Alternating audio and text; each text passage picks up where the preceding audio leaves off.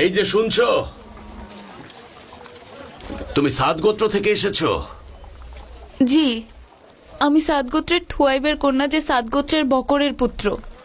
আমার নাম হালিমা, উনি আমার স্বামী হারিস, কোলে আমার ছোট পুত্র। আমার নাতি মুহাম্মদ এতিম, যে মায়ের পেটে থাকতেই বাবাকে হারিয়েছে। বড়ই বরকতময় শিশু আমার নাতি, তাই তোমরা তাকে নাও আর মায়ের স্নেহে লালন করো। সে সাদ গোত্রের কাছে বড় হতে পারলে আমি আনন্দিত হব। কিন্তু ও একটা এতিম শিশু, আমি কি করব তাকে নিয়ে? আমি মক্কায় তাকে রাখা নিয়ে শঙ্কিত। আল্লাহর কসম, তাকে দূরে কোথাও দিতে চাই না। কিন্তু তাকে মরুভূমির মধ্যেই বড় হতে হবে, কারণ এটা শহরে থাকা আরববাসীর একটা রীতি। সে বলিষ্ঠ দেহের অধিকারী হোক। আল্লাহ তোমাদের মঙ্গল করুন। আমরা একটা এতিম বাচ্চাকে নিয়ে কি করব? আমরা খুবই গরিব, অনর্বর ভূমিতে বসবাস করি। সব সময় আমাদের বেঁচে থাকার লড়াই চলে, যতক্ষণ না আমাদের ক্ষুধা গ্রাস করে। দুধ কিংবা মাংস খাওয়া তো আমাদের কল্পনারও বাইরে। শান্ত হও বাবা, শান্ত হও।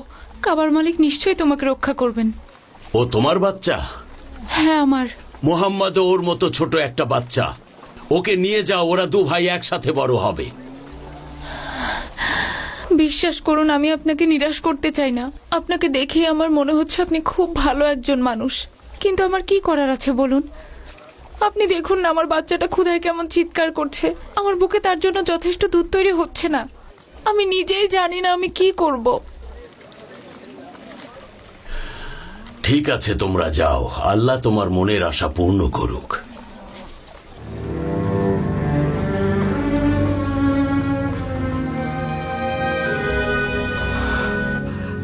আমার বাচ্চাটা। এতিম হওয়াটা একটা শিশুর জন্য অভিশাপের মতো।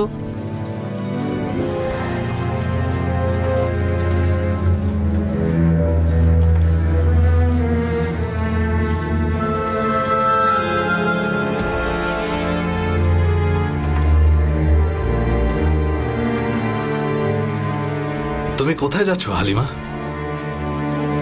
এভাবে শূন্য হাতে এখান থেকে ফিরে যাওয়াটা আমার ঠিক মনে হচ্ছে না, তাই শূন্য হাতে যাওয়ার চেয়ে এটাই উত্তম, শিশুটিকে নিয়েই যাই।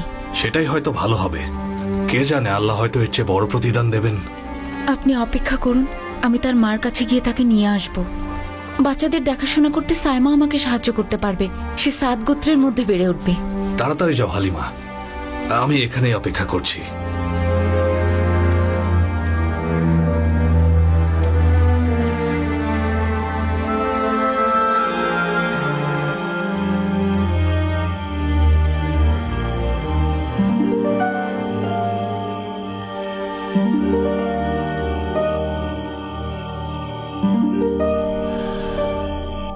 এদিকে এসো বারাকা, এখানে বস।